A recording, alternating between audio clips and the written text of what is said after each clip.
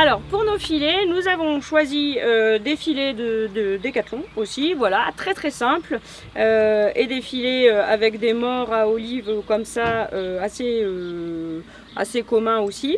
Par contre, on a enlevé les muserolles puisque en randonnée, nous, on aime bien garder nos licoles en dessous. Pourquoi? Parce que si pour une raison ou pour une autre, on est obligé d'attacher un cheval en étant en extérieur, on ne veut pas l'attacher avec les rênes et avec un mort dans la bouche, on veut vraiment récupérer notre licol et notre longe pour l'attacher à un arbre, etc. Voilà, donc c'est pour cette raison qu'on a enlevé les muserolles qui pour nous ne sont pas d'une grande nécessité. On y va? La pose du filet est un moment souvent qui est assez délicat, qui est très inconfortable pour le cheval, un petit peu comme le sanglage et le montoir. Donc ces trois moments spécifiques, sanglage, montoir et pose du filet, c'est des moments où il faut être extrêmement attentif et vigilant à que ce soit des expériences qui ne soient pas vraiment perçues négativement par l'animal pour pas conduire à des comportements, une série de comportements indésirables après. Donc on va y aller tout en douceur, on va passer nos rênes par-dessus la tête de notre cheval. Plusieurs méthodes après pour mettre le filet. La plus classique va être de prendre les montants de votre filet ici dans la main gauche et avec votre main droite de venir chercher la tête de votre cheval en posant votre main comme ça délicatement sur le chanfrein et inviter votre cheval par des petites pressions ici à une flexion latérale. Vous donnez sa tête, pardon, j'ai mon mouchoir qui se... hop, voilà. Et je vais venir positionner gentiment mon filet comme ça, prêt à rentrer dans la bouche de mon cheval. Et cette main-ci va venir, hop, le positionner bien devant l'ouverture pendant que le pouce va rentrer ici au niveau de la commissure des lèvres puisque j'ai un trou derrière entre les dents qui s'appelle les barres.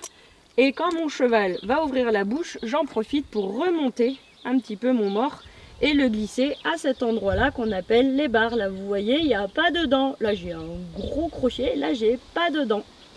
Ce qui va être important par la suite, ça va être ici de ne jamais plier les oreilles du cheval, comme des fois je vois des cavaliers qui plient cette oreille-là. C'est comme nous, hein, le cartilage, quand on le plie, ça fait mal. Donc on va plutôt orienter l'oreille comme ceci, le pavillon de l'oreille vers l'avant, et c'est l'oreille qui pénètre dans le filet. Même chose de l'autre côté, je prends mon oreille, je l'oriente vers l'avant, hop, voilà. Et il a une tête de beau garçon. On va dégager le toupet. Hop. Le toupet, c'est la frange hein, chez nous. Ou on dit les chiens aussi. Hein. Il a du chien ce cheval. Hop, et voilà. Et ici, on a la sous-gorge normalement qu'on vient fermer et qui n'a pour autre fonction que de retenir le licol si jamais, par exemple, on accroche une branche.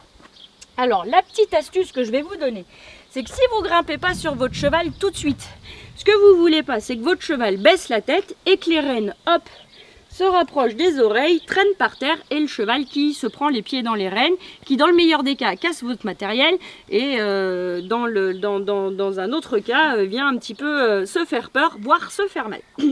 Donc, si je ne monte pas sur mon cheval tout de suite et que je dois le laisser un petit peu plus à la tâche, par exemple le temps d'aller faire pipi, parce qu'il faut toujours aller faire pipi avant de partir en rando, eh bien je vais venir torsader un petit peu comme ça, hop, mes rênes, et passer ma sous-gorge ici, hop, comme ceci, tac, et tac.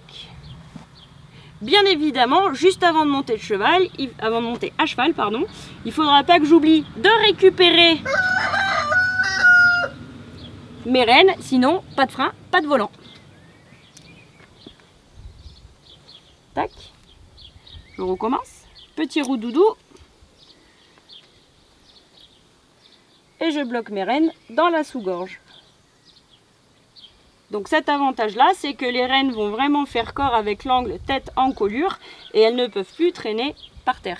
Et je vais en profiter pour revenir sur le sanglage de mon cheval, pour toujours le faire progressivement et faire en sorte que ce ne soit pas quelque chose comme un corset qu'on vient serrer d'un seul coup, donc quelque chose qui soit un petit peu agressif, quoi.